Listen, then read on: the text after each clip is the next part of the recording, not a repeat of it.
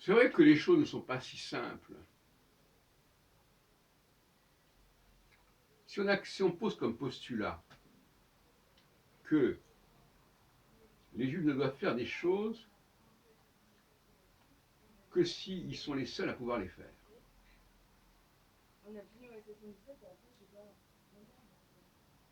qu'on ne puisse pas s'emparer de ces choses-là, parce que ces choses-là exigent la présence des Juifs. Bien sûr, ils vont dire des choses, mais ces choses-là, il faut qu'elles restent vivantes. Et les gens ne peuvent s'emparer que des choses qui sont mortes, quelque part. Oui, prenez ça, ce sont des excréments, c'est mort. Il faut constamment renouveler.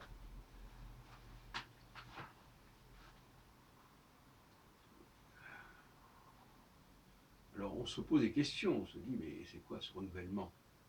Il y a une sorte de dilemme. On est obligé de reprendre ce qui a déjà été dit, si on n'est pas capable de renouveler. C'est comme ça, c'est inévitable. À partir de quel moment les Juifs sont capables de faire des choses qui se renouvellent en permanence?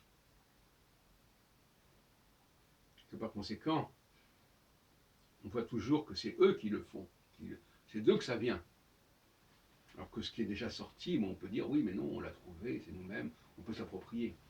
C'est toujours cette fameuse question, cette épée de Damoclès sur le chercheur, sur l'inventeur, c'est celui qui peut s'approprier son travail. D'où la propriété intellectuelle, etc., d'où les brevets.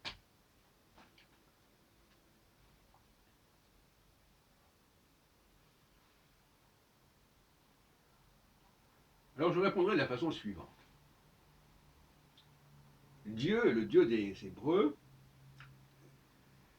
il a sa propre création, avec un grand C. Il a transformé notre monde. Il ne l'a pas créé, mais il a transformé notre monde. C'est la notion de Yetzira, en opposition à la notion de Bria. Et les Hébreux ont vocation à explorer, à révéler les arcanes de cette création, de cette formation, de cette Yetzira. Et comme cette création est constamment à explorer, à exploiter, eh bien c'est un travail qui n'en finit jamais. C'est un petit peu le mythe de Sisyphe, ou le tombeau des Danaïdes. Quelque chose qui... On n'en a jamais fini. Et c'est intéressant. Si on n'en a jamais fini, ça veut dire qu'il y a toujours du travail, et on peut toujours montrer qu'on est capable de faire ce travail, alors que les autres ne sont capables que de récupérer, que de glaner, comme on dirait. Ils glanent, ils profitent un petit peu de ce qu'on a laissé. C'était une loi d'ailleurs, chez les Juifs, de réserver quelques parties de leur production aux pauvres, un coin de leur champ, CHAMP. Donc, j'ai dit que ce phénomène était surtout apparu à partir du XVe siècle de notre ère. Et que c'est uniquement à ce moment-là que les Juifs d'ailleurs ont commencé à se séparer de l'ancienne alliance. Avec il y a eu ce qu'on pourrait appeler un judaïsme laïque qui s'est développé.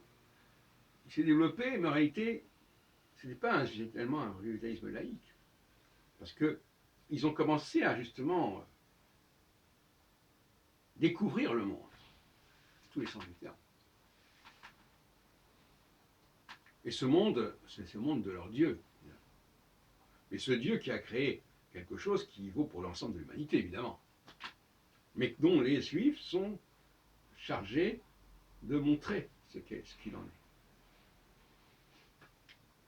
Alors qu'est-ce qui s'est passé pendant 2000 ans, entre l'époque d'Ézéchias, de Josias, de Jérémie, et ce 15e siècle? Comment les Juifs ont-ils vécu cela?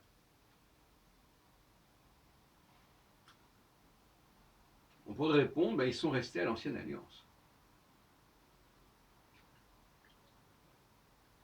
Le temps n'était pas encore venu, apparemment. C'est pour ça que les paroles du Deutéronome et du schéma Israël sont restées lettres mortes pendant 2000 ans, à peu près.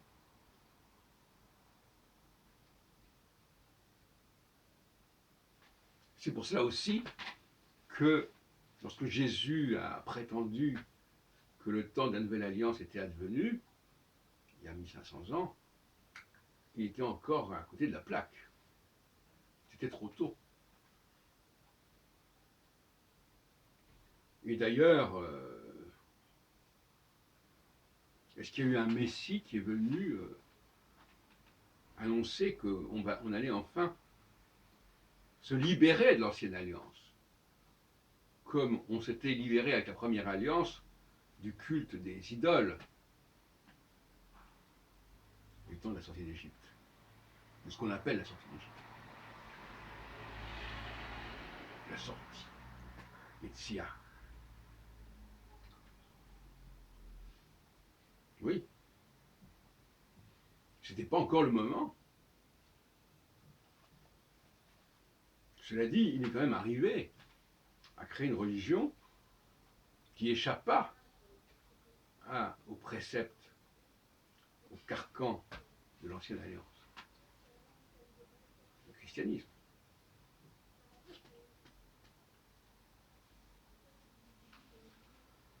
Alors, est-ce que le christianisme correspondait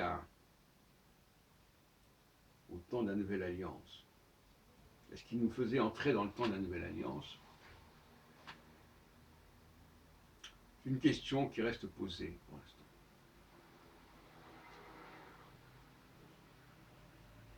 Et soyons honnêtes intellectuellement. Le grand défaut, de toute façon, de ce christianisme, c'est qu'il n'était pas centré sur les Juifs. Il n'était plus articulé très rapidement sur les Juifs. Et que les Juifs, eux, ils continuaient à exister par ailleurs. Ils continuaient à attendre cette nouvelle alliance que les chrétiens, que les non-juifs avaient déjà imaginé exister. Mais est-ce que ce n'était pas un petit peu présomptueux de la part des chrétiens d'affirmer cette nouvelle alliance, que cette nouvelle alliance était déjà advenue? Est-ce qu'ils avaient les moyens d'ailleurs de vivre cette nouvelle alliance autrement que par des louanges, une adoration? Est-ce que justement c'est ça le problème? Est-ce que c'est ça la nouvelle alliance, de bénir Dieu? Tout ça un peu léger. Au fond d'ailleurs les Hébreux, Baruch Ata Adonai, qui nous a sorti des... Non, même pas, qui nous a procuré le vin, qui nous a procuré le pain, etc. Est-ce que Dieu se contente de bénédictions et de louanges? Je ne pense pas. Il veut des actes. Des actes en rapport avec ce qu'il a créé. Or, le Fils, lui, il ne prétend pas avoir créé. C'est le Père qui aurait créé. Donc, on s'aperçoit à quel point il y a un problème, il y a un micmac. Jésus, il n'est que simplement un Messie qui est envoyé par le Père aux Hébreux. C'est tout. La tâche s'arrête là. Et par quelques processus aberrants, au lieu d'être simplement un messager, un Messie, on lui accorde une signification autre. À tel point qu'il prend en quelque sorte la place du Père. Imaginez. C'est ça qui s'est passé. Une sorte d'usurpation. Le règne du Fils succédant au règne du Père.